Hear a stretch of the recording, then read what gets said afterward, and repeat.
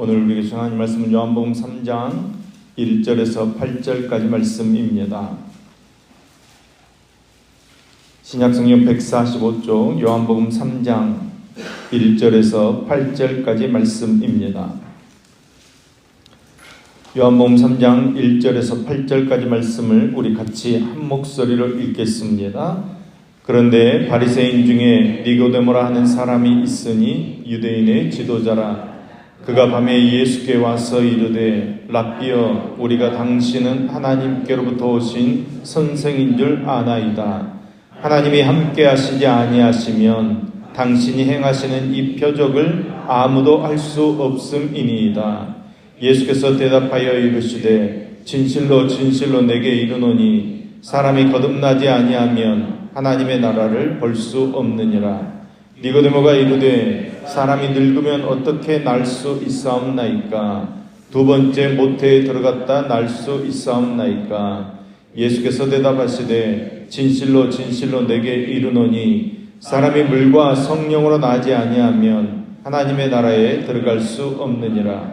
육으로 난 것은 육이요 영으로 난 것은 영이니 내가 내게 거듭나야 하겠다 하는 말을 놀랍게 여기지 말라. 바람이 임의로 불매 내가 그 소리는 들어도 어디로 와서 어디로 가는지 알지 못하나니 성령으로 난 사람도 다 그러하니라. 아멘 아멘. 오늘은 요한복음 3장 4장 말씀을 통해 하나님께서 주시는 은혜를 함께 나누겠습니다. 하나님의 구원에 이르는 과정에는 내적인 질문과 그 영적인 고뇌와 고민이 있습니다. 심지어는 갈등과 혼돈이라는 터널을 지나기도 합니다. 그 터널을 지나 하나님의 구원의 빛을 보게 되는 것입니다.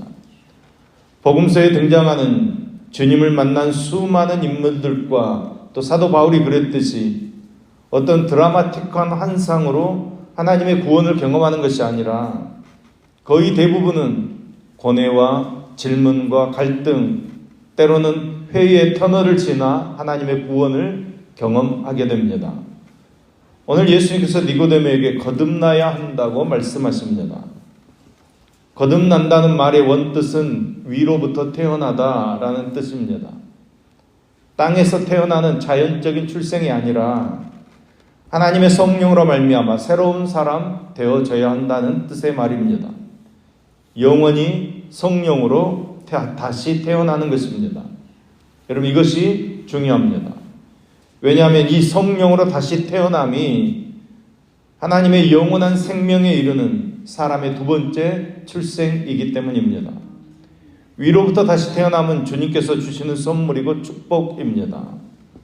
성령님으로 다시 태어남은 하나님의 지혜이며 하나님의 비밀입니다. 우리의 공로와 수고와 살아온 날수의 결과가 아닙니다. 오직 주님의 은총입니다. 그러므로 변화 속에서 중생의 증거와 실상을 알고 그 중생의 은총을 감사하고 그 중생을 경험하는 참 믿음의 사람 될 수 있어야 합니다. 항상 그리스도의 십자가를 바라보고 그 십자가를 증거하는 삶을 살아가야 하는 것입니다.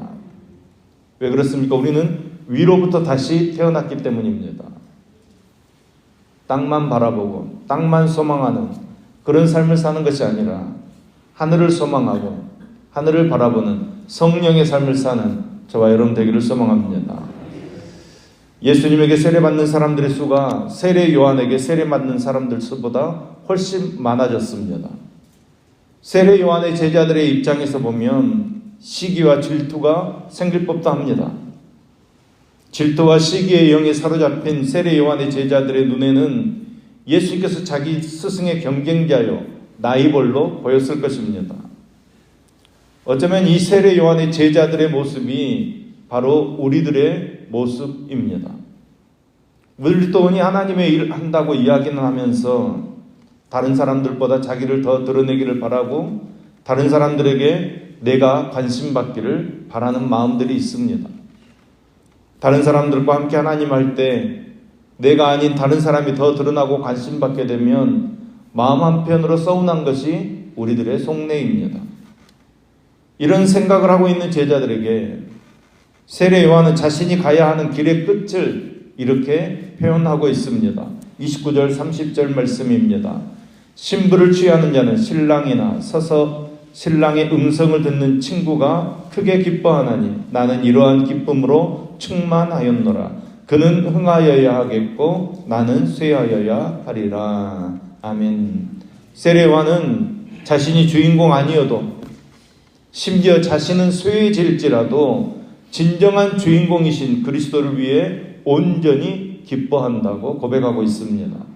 그러니까 세례 요한의 목적은 자기가 드러나고 자기가 번영하는 것이 아니라 오직 예수 그리스도가 드러나는 것이기 때문입니다. 그리스도만이 흥하기를 바랐기 때문입니다. 여러분, 저와 여러분은 어떻습니까? 우리의 삶의 목적은 무엇입니까? 내 자신의 부와 번영을 향해 달려가고 있습니까? 아니면 그리스도를 향해 달려가고 있습니까? 요한복음 4장에는 예수님께서 영과 진리로 예배할지니라 하신 말씀이 나옵니다. 많은 교회들이 영과 진리로 예배하라는 말씀을 예배를 시작할 때 낭독하기도 하는데 대부분의 경우 그것은 예배를 임하는 사람들이 경건하고 간절한 마음으로 예배를 드릴 것을 촉구하는 의미로 사용되어집니다. 그러나 예수님께서는 그런 의도로 이 말씀을 하신 것이 아닙니다. 먼저 이 말씀은 요한복음 2장에서 예수님께서 예루살렘 성전에서 이 성전을 헐어라, 내가 사흘 동안 다시 일으키리라 하셨던 말씀과 연관이 있다는 것을 알아야 합니다. 또 이 말씀은 사마리아 여인이 예수님께 어디서 예배를 드려야 합니까? 즉 예배드리는 장소에 대해서 질문하자 그에 대한 답변으로 주신 말씀입니다. 그 당시 유대인들은 예루살렘에 있는 성전에서 예배를 드렸고 사마리아인들은 그리심산에서 예배를 드렸습니다. 여인은 이 둘 중에 어디서 예배드리는 것이 옳은 것입니까? 예수님께 물은 것입니다. 이에 대해 예수님께서는 일단은 예루살렘 성전이 그 당시까지는 하나님께서 지정하신 예배의 장소였음을 말씀하시면서 그런데 이제 예수님의 오심으로 새롭고 온전한 예배의 시대가 왔다고 선포하시는 것입니다. 구약시대 하나님께서는 예루살렘에 건축된 성전을 당신께서 임재하시는 장소로 삼으시고 그곳에서 하나님 백성들의 예배를 받으셨지만 그것은 어디까지나 성전의 실체 되시는 예수님께서 오시기 전까지 시한부적이고 그림자적인 예배였습니다. 사실상 하나님께서는 영이시기 때문에 인간들처럼 시간과 장소에 얽매이시는 분이 아니십니다. 그러나 하나님께서 구약시대에 이스라엘 백성들에게 성전 건물과 또 그 안에서 드려지는 의식적인 그 제사의 제도를 주신 것은 그것들을 통해서 장차 오실 그리스도와 그 안에서 이루어지는 구원을 보여주기 위한 모형으로 한시적으로 사용하신 것입니다. 예수님께서는 그런 성전의 실체 되시고 또 성전에서 수행되던 모든 제사들과 의식들을 성취하신 분이 예수님이십니다. 그러므로 이 예수님께서 오심으로 이제는 더 이상 성전 건물에서 의식적인 제사나 예배드리는 시대는 지나갔다는 것을 말씀하시는 것입니다. 그래서 한글 개정 성경에 영과 진리로 예배할지나 이 번역은 성령과 진리 안에서 예배할지니라 이렇게 수정되어져야 합니다. 그리고 여기서 예배할지니라 이 말도 교회에 모여서 드리는 예배를 말하는 것 그 이상으로 성령의 인도를 따라 살아가면서 하나님의 기뻐하시는 뜻을 잘 분별하고 그 뜻대로 살아감으로 우리의 삶 전체를 하나님께 거룩한 산 제사로 드리는 것이 우리의 진정한 영적 예배라는 것을 말씀하시는 것입니다. 이처럼 우리는 성전의 실체 되시며 모든 제사와 의식들의 성취이신 예수님께서 이 땅에 오셔서 새로운 예배의 시대를 여셨다는 것을 먼저 우리가 인식하고 있어야 됩니다.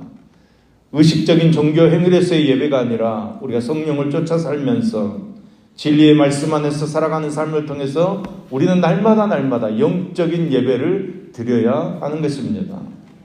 영으로 예배 드린다는 말은 예배의 형식에 얽매이기보다는 예배자의 바른 마음 자세로 예배를 드려야 한다는 것입니다. 진리로 예배한다는 말은 예수님께서 누구이시고 내 죄를 위해서 무슨 일을 하셨는지 그 진리를 바르게 깨닫고 드려지는 예배를 말하는 것입니다. 이러한 예배를 드릴 수 있다면 그것이 예배당이든 아니면 집에서 예배를 드리든 아니면 야외에서 그냥 예배를 드리든 관계없다는 말씀입니다.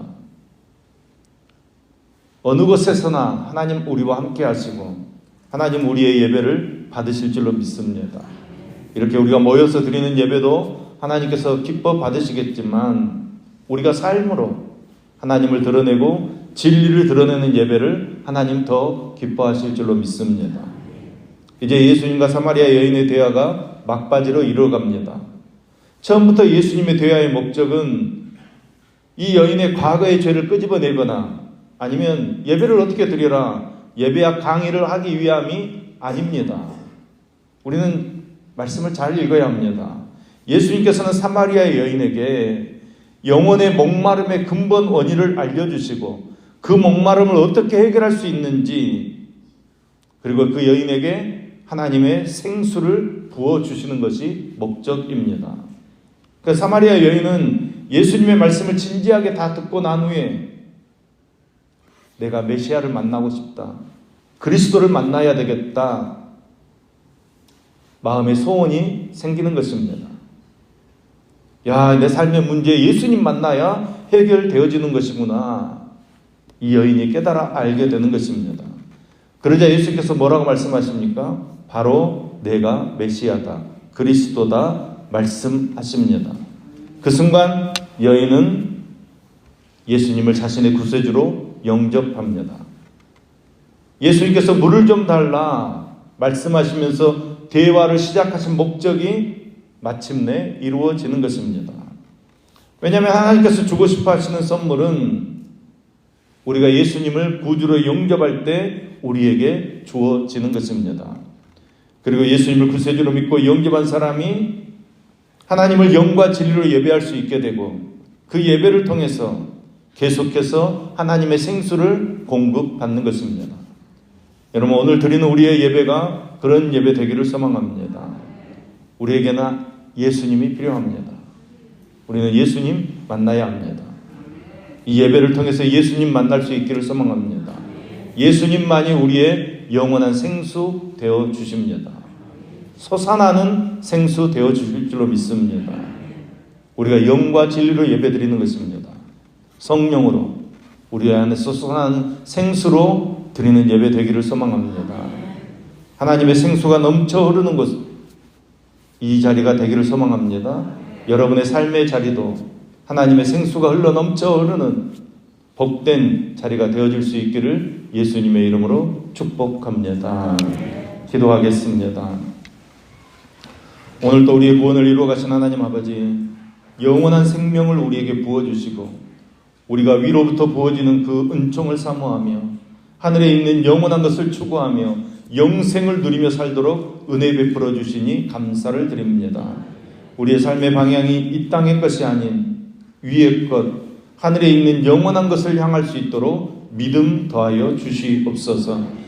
영원한 생명을 풍성히 누리며 살도록 우리를 붙잡아 주시옵소서. 세례 요한처럼 우리에게 맡겨진 역할이 주연이 아니라 조연이라고 할지라도 우리를 통해 교회가 세워지고 주변 사람들이 세워져 가게 하여 주시옵소서. 하나님의 나라를 이루어 가도록 함께하여 주시옵소서. 이 시간 우리 위에도 영원히 목마르지 않는 생수를 부어 주시옵소서. 참된 생수를 주시는 주님 안에서 주님 모시고 감사하며 복음을 증거하는 믿음의 삶을 살도록 인도해 주시옵소서. 오늘도 그 변치 않는 신실하신 은혜를 붙잡고 주님 앞에 간구합니다.